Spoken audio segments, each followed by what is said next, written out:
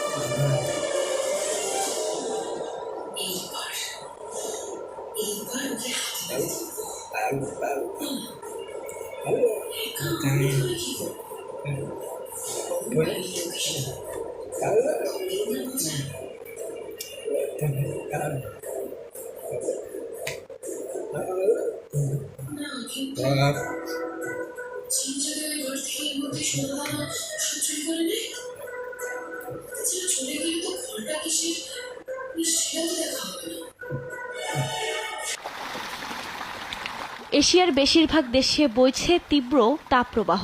শুধু এশিয়াই নয়, প্রচণ্ড গরমে অতিষ্ঠ দক্ষিণ ইউরোপের বিভিন্ন দেশের মানুষ। ইতালি, স্পেন এবং গ্রিস গত কয়েকদিন ধরে উচ্চ তাপমাত্রার মধ্য দিয়ে যাচ্ছে। এর মধ্যেই ভয়ঙ্কর এক তথ্য দিল আবহাওয়াবিদরা। তাদের মতে ইউরোপের দক্ষিণাঞ্চলীয় দেশগুলোতে তাপমাত্রা সহসাই কমবে না। এই অবস্থায় আগামী সপ্তাহেও দেশগুলোর মানুষ প্রচণ্ড গরমের মুখোমুখি হবেন।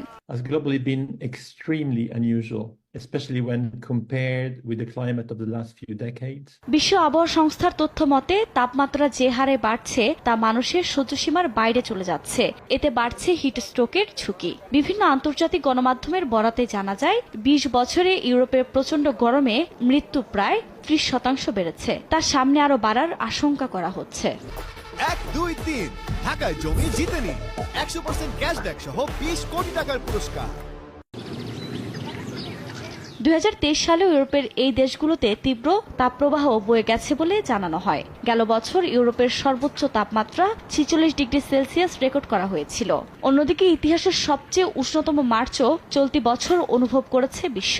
বিজ্ঞানীরা বলছেন উত্তপ্ত সমুদ্রের তাপমাত্রা বায়ুমণ্ডলের আর্দ্রতা বৃদ্ধির কারণ হতে পারে। আফরিন মৌ, সময় সংবাদ।